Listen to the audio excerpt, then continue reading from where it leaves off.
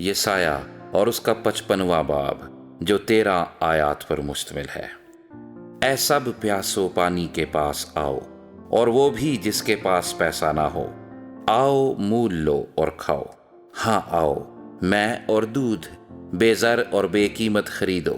تم کس لیے اپنا روپیہ اس چیز کے لیے جو روٹی نہیں، اور اپنی محنت اس چیز کے واسطے جو آسودہ نہیں کرتی خرچ کرتے ہو؟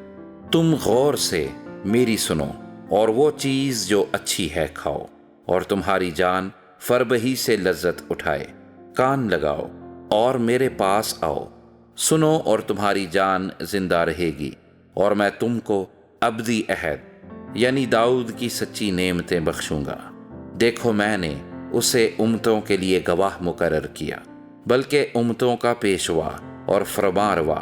دیکھ، تو ایک ایسی قوم کو جسے تو نہیں جانتا بلائے گا، اور ایک ایسی قوم جو تجھے نہیں جانتی تھی۔ خداوند تیرے خدا اور اسرائیل کے قدوس کی خاطر تیرے پاس دوڑی آئے گی، کیونکہ اس نے تجھے جلال بخشا ہے۔ جب تک خداوند مل سکتا ہے اس کے طالب ہو، جب تک وہ نزدیک ہے اسے پکارو۔ شریر اپنی راہ کو ترک کرے، اور بد کردار اپنے خیالوں کو، اور وہ خداوند کی طرف پھرے، اور وہ اس پر رحم کرے گا، اور ہمارے خدا کی طرف، کیونکہ وہ کثرت سے معاف کرے گا۔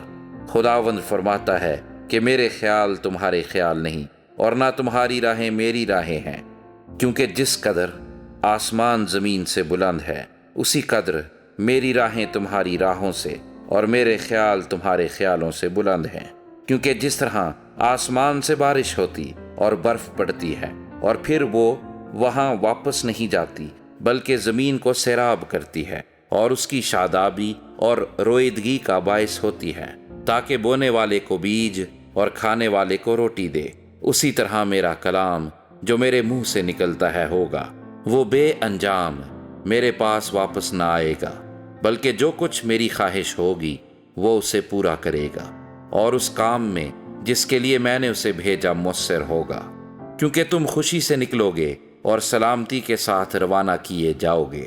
پہاڑ اور ٹیلے تمہارے سامنے نغمہ پرداز ہوں گے، اور میدان کے سب درخت تال دیں گے۔